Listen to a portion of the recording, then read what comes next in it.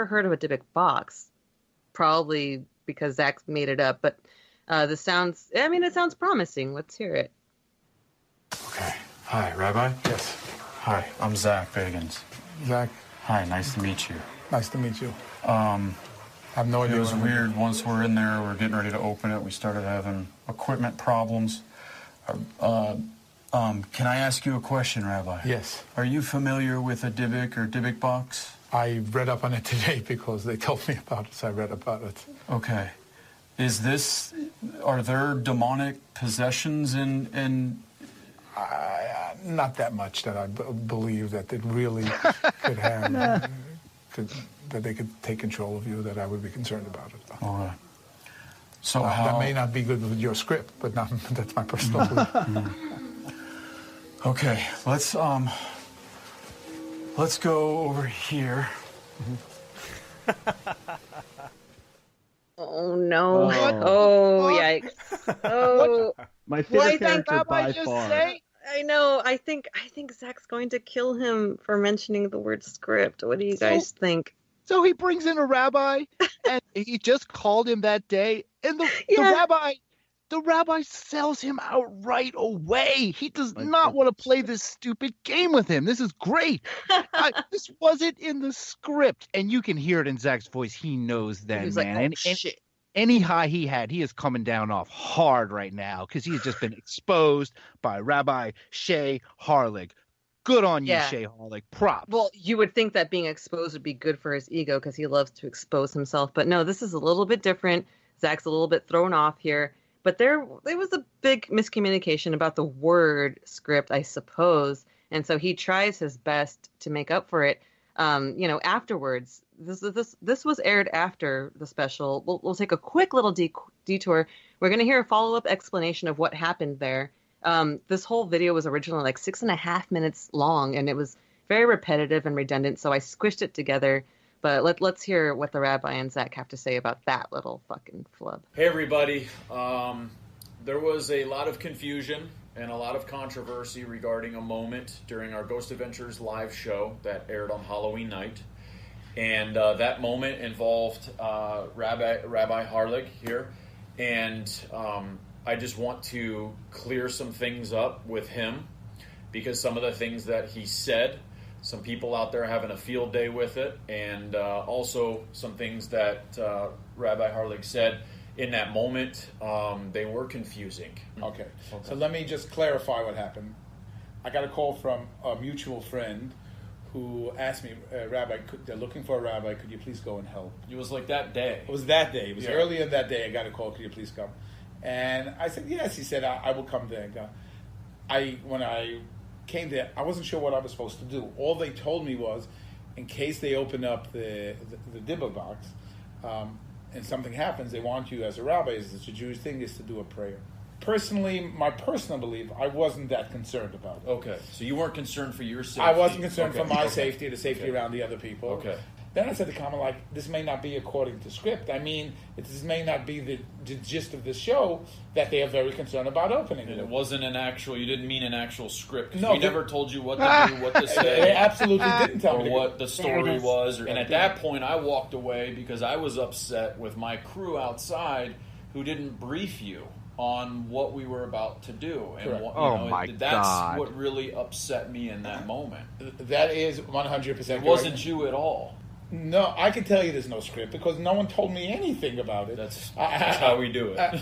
So when I came there, I didn't realize when they told me I'm going in that we are live on TV. Never met me. I never met you. Didn't know what was going on. They had no idea what was going on. I know there's something about a Dybbuk box, and they said he may want to ask me to help close it, and I was going to offer you I could help open it or to close it. We never even got to that part. But I could, as a rabbi, I can tell you there's absolutely no script at this particular show, and I'm living proof of that you just walk in there and they go by your feelings. So I appreciate that very much. Okay. Yes.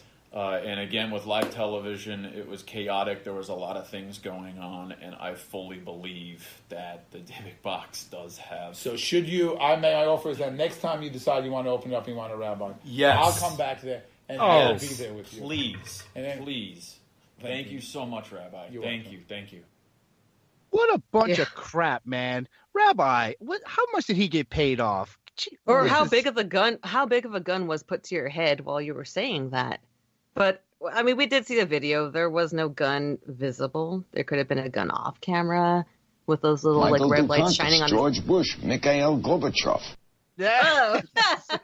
Yeah, get Larry King in there. He at least knows how to roll on live TV. All right, that's his gig, man. Yeah. But yeah, they bring in the rabbi. Yeah, I believe I don't know about them saying that they just threw him in there. They seem to have planned everything out for this, down to the costumes of the doorman and the cars they're going to pull up in, and they've got this multitude of guests. You can't tell me that rabbi wasn't just saying what he, actually thought. I don't believe him right here. He was just feeling it as he came on, but they put a big ass Band-Aid over that gaping wound. Like, he'll be fine, everything's fine. Zach's gonna kiss it, make it better. But never mind the controversy. I've got just like one more bit about that bipolar spirit box to talk to. I'm gonna come back from that because that was a nightmare.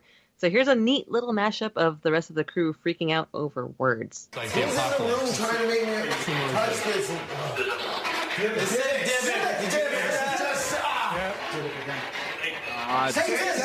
Say, I heard that. Okay, should I move the salt? Yeah. Yes. Oh my God. If I open the salt, will I be okay? Wait. Something about the box. One said just open it. If you break that salt, Aaron. What? If you break the salt seal, that's what contains it. Well, that's what it's wanting. I think. You gonna give it what it wants? Turn the volume down. You don't need that. Thank you. Turn the volume down. Do it. You're listening to. Should I do it? Yeah, you keep saying don't. Yeah, you're getting great results. Maybe we shouldn't do it then, dude. Open it. It's just a minute. I heard that. You're sarcastic. Open it. Oh my God. That's evil. Yeah, they're testing you. Yeah. They're testing you. That's now. like a clown. This is like a It's like a paranormal. clown. It's Zozo the This is clown. like is a back. paranormal. This is like an improv exercise for these guys, just putting on this thing. So to describe it a little more, so they ditched the rabbi. They just go back to the Dybbuk box, which has a ring of salt around it. So that's why they keep referencing salt and whether they should move the salt. And it said this, and it said, "Ooh, like a clown. Ooh, go open it. Ooh." They're so giddy about it. I'm glad that they're having a bit of levity with it, though, because they were so stressed out and tense before. Yeah, and man, okay, so they're not done with the rabbi, and neither am I. All right, because Zach, after they play their fun little paranormal improv game, Zach explains what happens with him and the rabbi, and he throws him under the bus hard. Right. He told my people that he could come in and that he could reseal the demon that's in here, right? Yeah. And so we were like, okay, we'll have him come here. And if I do open it, a rabbi can come in and seal this demon back inside the box. Then he comes in, and I'm like, okay, if we open it, can you reseal it? Can you reseal what? I'm like, the demon, the Dybbuk. And he's like, I don't know. I don't know what that is. I'm like, what are you talking about? You were just informed about what the Dybbuk box is. There's a demon in the box, and he's well aware of it. And he even requested to come here and reseal it if I opened it back up. And I just had this really bad friction with him when he came in, was standing there. And he was just objecting everything that I was asking, and totally different from what he said earlier. Why is he changing his tune on that? I don't know. Yeah.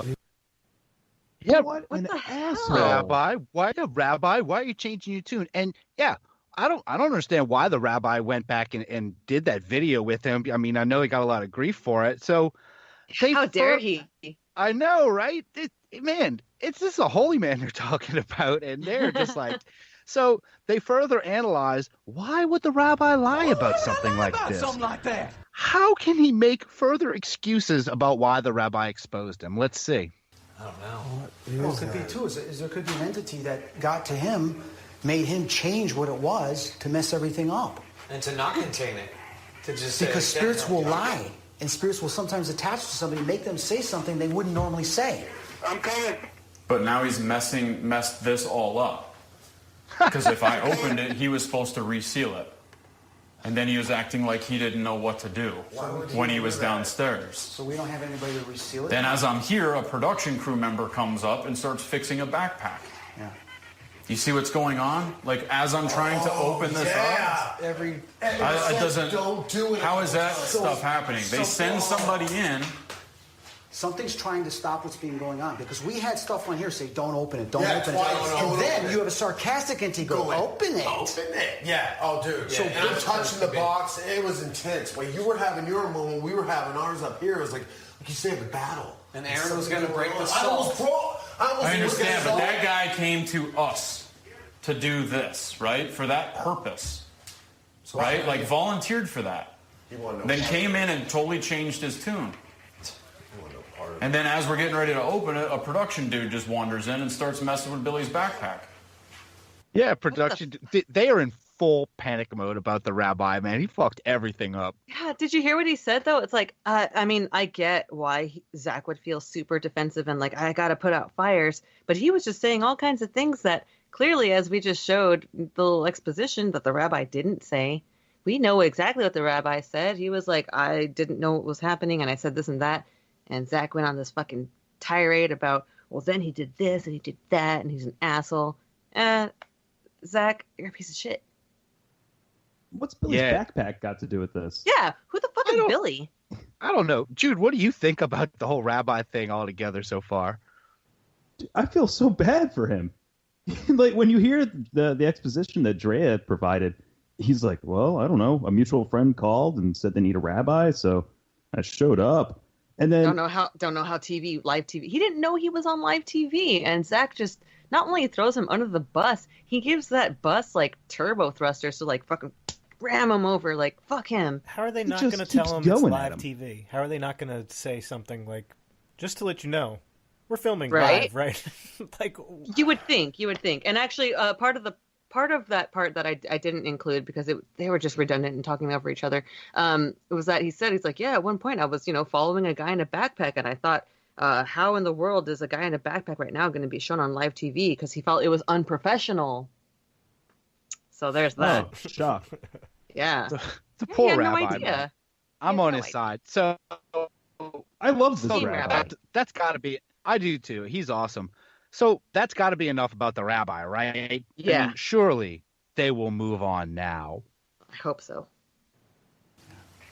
And the last time we went to a rabbi for the Dybbuk Box, we went to a well-known rabbi here in Las Vegas who was fully aware of the Dybbuk and the demon that possesses humans. Yeah. Then this guy comes in here, all due respect to him, okay, comes in and totally changes his tune about it.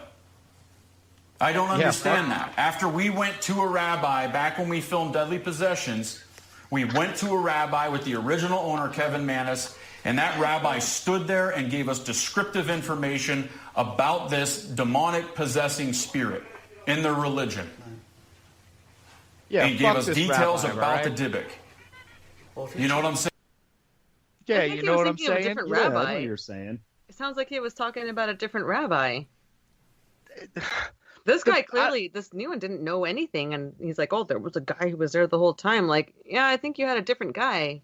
Yeah, that's not the rabbi's fault, though. And I think the rabbi came in with good intentions. He was definitely briefed on what was going on. And just because he said the word script, they had to completely change their script, because I think a lot of this was supposed to focus on the Dybbuk Box, and now they can't because they, quote unquote, can't close it. So they've now finally accusing the rabbi, to the point of accusing the rabbi of having demons attached to him, or that he's susceptible, or more susceptible than they are. It really is rude. It's so fucked up. The rabbi didn't say anything in that little apology they had to do, where they had to like tuck their tails in it and explain to everybody. The rabbi. The rabbi just had a demon on him and he was lying. The rabbi later didn't say anything about that, man. They fucked this rabbi over. I feel sorry for the guy. So now they have to leave the Dybbuk room, and from what I can tell, a good thing for them, they have a backup spooky item to showcase. But unfortunately, it's another doll. Take it away, Josh. Take it away, Josh Gates.